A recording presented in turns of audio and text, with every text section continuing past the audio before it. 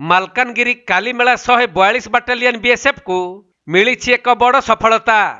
ଗୋମାକୁଣ୍ଡା ଜଙ୍ଗଲ ନିକଟ ବୁଡ଼ିଗେଟା ଗ୍ରାମ irrigation canal ନିକଟରୁ ବିପୁଳ ପରିମାଣର ମାଓ ସାମଗ୍ରୀ ଜବତ କରିଛନ୍ତି 142 ବାଟାଲିୟନର ବିଏସଏଫ।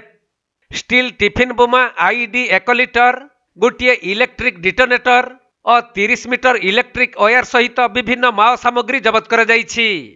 ପରେ ଷ୍ଟିଲ୍ ଟିଫିନ୍ ବୋମା ଆଇଡି କୁ ସୁରକ୍ଷିତ ଭାବେ ଜଙ୍ଗଲରେ ନଷ୍ଟ କରାଯାଇଛି।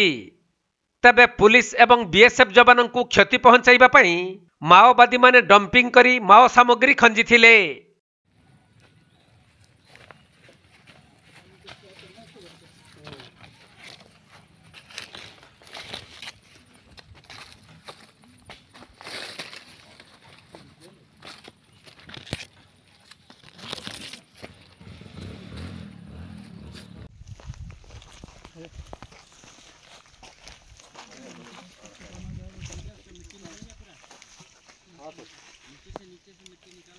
ମାଲକାନଗିରି ଜିଲ୍ଲାରୁ ସନ୍ତୋଷ କୁମାର ପଣ୍ଡାଙ୍କ ରିପୋର୍ଟ, କୋଣାର୍କ ଲାଇଭ୍।